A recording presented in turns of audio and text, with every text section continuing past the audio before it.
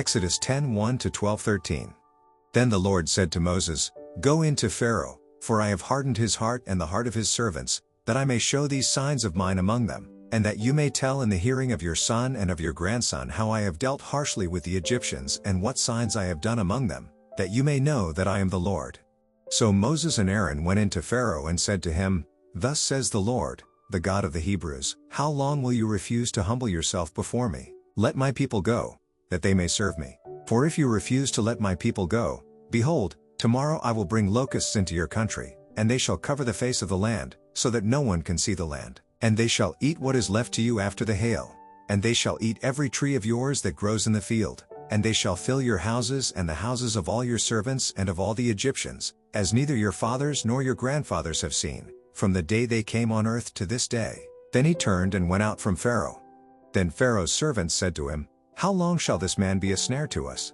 Let the men go, that they may serve the Lord their God. Do you not yet understand that Egypt is ruined? So Moses and Aaron were brought back to Pharaoh, and he said to them, Go, serve the Lord your God. But which ones are to go? Moses said, We will go with our young and our old. We will go with our sons and daughters and with our flocks and herds, for we must hold a feast to the Lord. But he said to them, The Lord be with you, if ever I let you and your little ones go. Look, you have some evil purpose in mind. No, go, the men among you, and serve the Lord, for that is what you are asking. And they were driven out from Pharaoh's presence. Then the Lord said to Moses, Stretch out your hand over the land of Egypt for the locusts, so that they may come upon the land of Egypt and eat every plant in the land, all that the hail has left. So Moses stretched out his staff over the land of Egypt, and the Lord brought an east wind upon the land all that day and all that night. When it was morning, the east wind had brought the locusts. The locusts came up over all the land of Egypt and settled on the whole country of Egypt, such a dense swarm of locusts as had never been before, nor ever will be again. They covered the face of the whole land, so that the land was darkened, and they ate all the plants in the land and all the fruit of the trees that the hail had left. Not a green thing remained, neither tree nor plant of the field, through all the land of Egypt. Then Pharaoh hastily called Moses and Aaron and said, I have sinned against the Lord your God, and against you. Now therefore, forgive my sin, please, only this once, and plead with the Lord your God only to remove this death from me. So he went out from Pharaoh and pleaded with the Lord, and the Lord turned the wind into a very strong west wind, which lifted the locusts and drove them into the Red Sea. Not a single locust was left in all the country of Egypt. But the Lord hardened Pharaoh's heart, and he did not let the people of Israel go. Then the Lord said to Moses, Stretch out your hand toward heaven, that there may be darkness over the land of Egypt, a darkness to be felt. So Moses stretched out his hand toward heaven, and there was pitch darkness in all the land of Egypt 3 days. They did not see one another, nor did anyone rise from his place for 3 days, but all the people of Israel had light where they lived. Then Pharaoh called Moses and said, Go, serve the Lord, your little ones also may go with you. Only let your flocks and your herds remain behind.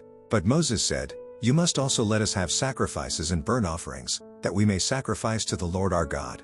Our livestock also must go with us. Not a hoof shall be left behind, for we must take of them to serve the Lord our God, and we do not know with what we must serve the Lord until we arrive there. But the Lord hardened Pharaoh's heart, and he would not let them go. Then Pharaoh said to him, Get away from me. Take care never to see my face again. For on the day you see my face you shall die. Moses said, As you say, I will not see your face again. The Lord said to Moses, Yet one plague more I will bring upon Pharaoh and upon Egypt. Afterward he will let you go from here. When he lets you go, he will drive you away completely. Speak now in the hearing of the people, that they ask, every man of his neighbor and every woman of her neighbor, for silver and gold jewelry. And the Lord gave the people favor in the sight of the Egyptians. Moreover, the man Moses was very great in the land of Egypt, in the sight of Pharaoh's servants and in the sight of the people. So Moses said, Thus says the Lord, About midnight I will go out in the midst of Egypt, and every firstborn in the land of Egypt shall die, from the firstborn of Pharaoh who sits on his throne, even to the firstborn of the slave girl who is behind the handmill, and all the firstborn of the cattle. There shall be a great cry throughout all the land of Egypt, such as there has never been, nor ever will be again. But not a dog shall growl against any of the people of Israel, either man or beast, that you may know that the Lord makes a distinction between Egypt and Israel. And all these your servants shall come down to me and bow down to me, saying, Get out, you and all the people who follow you. And after that I will go out. And he went out from Pharaoh in hot anger. Then the Lord said to Moses, Pharaoh will not listen to you, that my wonders may be multiplied in the land of Egypt. Moses and Aaron did all these wonders before Pharaoh, and the Lord hardened Pharaoh's heart, and he did not let the people of Israel go out of his land. The Lord said to Moses and Aaron in the land of Egypt, "This month shall be for you the beginning of months. It shall be the first month of the year for you. Tell all the congregation of Israel that on the 10th day of this month every man shall take a lamb according to their fathers' houses, a lamb for a household. And if the household is too small for a lamb, then he and his nearest neighbor shall take according to the number of persons, according to what each can eat you shall make your count for the lamb. Your lamb shall be without blemish, a male a year old. You may take it from the sheep or from the goats, and you shall keep it until the 14th day of this month, when the whole assembly of the congregation of Israel shall kill their lambs at twilight. Then they shall take some of the blood and put it on the 2 doorposts and the lintel of the houses in which they eat it. They shall eat the flesh that night, roasted on the fire. With unleavened bread and bitter herbs they shall eat it. Do not eat any of it raw or boiled in water, but roasted, its head with its legs and its inner parts. And you shall let none of it remain until the morning. Anything that remains until the morning you shall burn. In this manner you shall eat it, with your belt fastened, your sandals on your feet, and your staff in your hand. And you shall eat it in haste. It is the Lord's Passover. For I will pass through the land of Egypt that night, and I will strike all the firstborn in the land of Egypt, both man and beast, and on all the gods of Egypt I will execute judgments. I am the Lord. The blood shall be a sign for you, on the houses where you are. And when I see the blood, I will pass over you, and no plague will befall you to destroy you, when I strike the land of Egypt. Matthew 21-28. For the kingdom of heaven is like a master of a house who went out early in the morning to hire laborers for his vineyard. After agreeing with the laborers for a denarius a day, he sent them into his vineyard. And going out about the 3rd hour, he saw others standing idle in the marketplace. And to them he said, You go into the vineyard too, and whatever is right I will give you. So they went. Going out again about the 6th hour and the 9th hour, he did the same. And about the 11th hour he went out and found others standing. And he said to them, Why do you stand here idle all day? They said to him, Because no one has hired us. He said to them, You go into the vineyard too.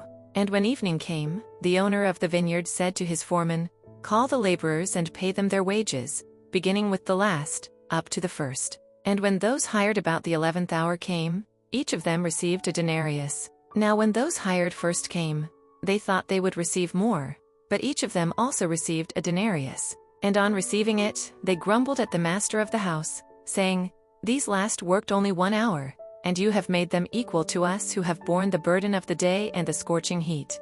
But he replied to one of them, Friend, I am doing you no wrong. Did you not agree with me for a denarius? Take what belongs to you and go. I choose to give to this last worker as I give to you. Am I not allowed to do what I choose with what belongs to me? Or do you begrudge my generosity? So the last will be first, and the first last.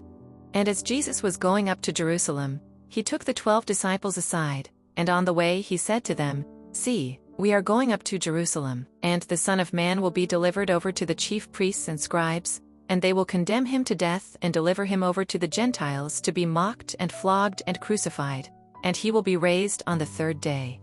Then the mother of the sons of Zebedee came up to him with her sons, and kneeling before him she asked him for something. And he said to her, What do you want? She said to him, Say that these 2 sons of mine are to sit, one at your right hand and one at your left, in your kingdom. Jesus answered, You do not know what you are asking. Are you able to drink the cup that I am to drink? They said to him, We are able. He said to them, You will drink my cup. But to sit at my right hand and at my left is not mine to grant, but it is for those for whom it has been prepared by my Father. And when the 10 heard it, they were indignant at the 2 brothers. But Jesus called them to him and said, You know that the rulers of the Gentiles lord it over them, and their great ones exercise authority over them. It shall not be so among you. But whoever would be great among you must be your servant, and whoever would be first among you must be your slave, even as the Son of Man came not to be served but to serve, and to give his life as a ransom for many. Psalm 25 1-15. Of David, to you, O Lord, I lift up my soul. O my God, in you I trust. Let me not be put to shame. Let not my enemies exult over me. Indeed, none who wait for you shall be put to shame. They shall be ashamed who are wantonly treacherous. Make me to know your ways, O Lord. Teach me your paths. Lead me in your truth and teach me. For you are the God of my salvation. For you I wait all the day long. Remember your mercy, O Lord, and your steadfast love. For they have been from of old. Remember not the sins of my youth or my transgressions. According to your steadfast love remember me. For the sake of your goodness, O Lord, good and upright is the Lord. Therefore he instructs sinners in the way. He leads the humble in what is right, and teaches the humble his way. All the paths of the Lord are steadfast love and faithfulness, for those who keep his covenant and his testimonies. For your name's sake, O Lord, pardon my guilt, for it is great. Who is the man who fears the Lord? Him will he instruct in the way that he should choose. His soul shall abide in well-being, and his offspring shall inherit the land. The friendship of the Lord is for those who fear him, and he makes known to them his covenant. My eyes are ever toward the Lord, for he will pluck my feet out of the net. Proverbs 6:6-11. Go to the ant, O sluggard. Consider her ways, and be wise, without having any chief, officer or ruler. She prepares her bread in summer, and gathers her food in harvest. How long will you lie there, O sluggard? When will you arise from your sleep? A little sleep, a little slumber, a little folding of the hands to rest. And poverty will come upon you like a robber, and want like an armed man. Thank you for joining with us. To be part of the community, check the link in the description or search Facebook for Daily Hope for Revival. Please take a second to like, share and subscribe.